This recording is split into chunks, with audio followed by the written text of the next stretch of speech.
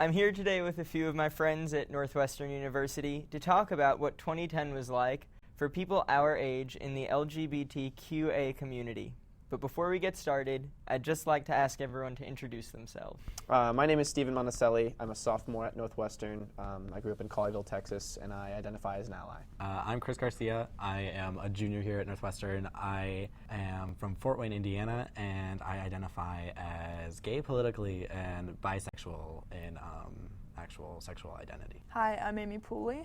I'm a senior at Northwestern. I'm originally from Melbourne, Florida, and I identify as a lesbian or a gay woman. I don't really like the word lesbian because it's a weird word. So, how would you guys describe what it was like to be a young adult member of the LGBTQA community in 2010?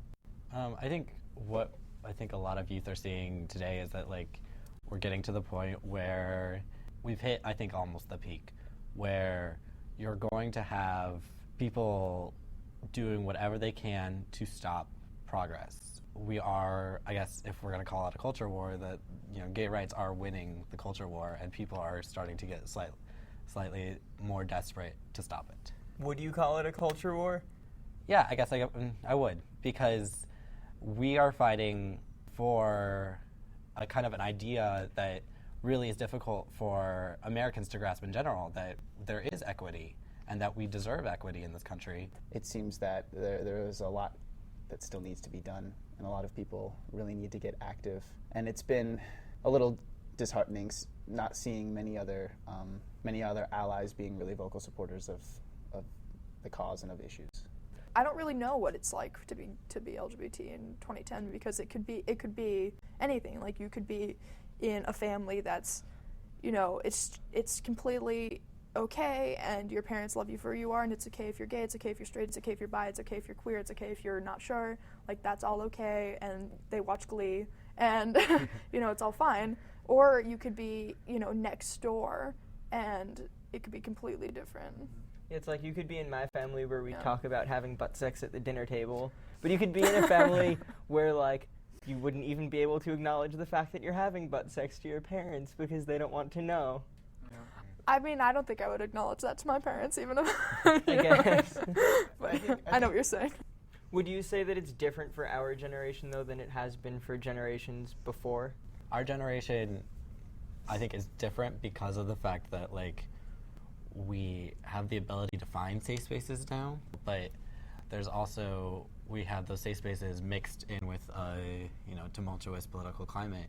So we have, I think, a distinct, accepting/not-accepting culture that hasn't existed before. And the fact that people aren't really afraid for their lives is definitely something that I think is different in our generation as opposed to previous generations. So how would you all describe our generation of LGBTQA people in general? And also, do you think that we are as activist as others, like generations before us? The vibe that I've been getting is that people are more going with the flow of things than being really active about, I suppose, claiming their rights or staking a claim. I think people think we're less activist, but I think, it's, for starters, it's not just LGBTQA people. I think all young people are considered to be less activist than young people in previous generations, but I just think that activism looks different now.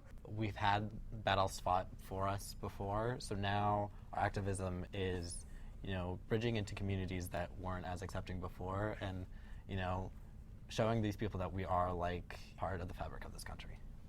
Yeah, it's not like we're going to go out and picket or have huge rallies maybe like generations did more frequently before us, but we'll definitely post our thoughts to Twitter and Facebook. One of the best forms of activism that almost all of us could take part in is simply just talking about it and making it something that is on the tips of people's tongues and on their minds. It's like Harvey Milk, come out to everyone you know. That's a form of activism too, and that's something that I feel like our generation does a lot more than previous generations did, and I think that's a really good thing. Coming from a place that is relatively less accepting and less open, kids in my town, if it weren't for the resources that are on the internet or people, openly talking about it on the news or in television shows, these kids may not even, understand the concept. Like, it's something that it might be so alien to people that they can't grasp it. But now that's really different. How do you guys think the climate will change for LGBTQA people in our generation in the future? I think we're close to pushing the tide, and I think our generation will be able to have families that are fully protected under, the United States government. I feel like homophobia, like not necessarily like being anti-gay rights, but homophobia itself is less socially acceptable than it used to be. And I mean, in the last 10 years, you can really see a lot of changes in the way people talk about gay rights. And yeah, I think that, people are meeting more gay families. They're meeting more like gay couples. Like, they're meeting more like gay people who, just want to live happy, healthy lives. Something you said really made me think of the myth that, like, there's this, like, gay agenda that is trying to be pushed upon people, and, like, it's going to somehow infringe on their rights. That is something it's completely absurd to think that wanting to create an equal society is pushing some type of agenda and removing someone's rights. If you consider being superior to other people for arbitrary reasons a right, then maybe that right shouldn't exist. Thank you guys again for joining me today. Your input was awesome, and I really enjoyed this. I hope you all did as much as I did. Thanks again. Thanks a lot, Zach.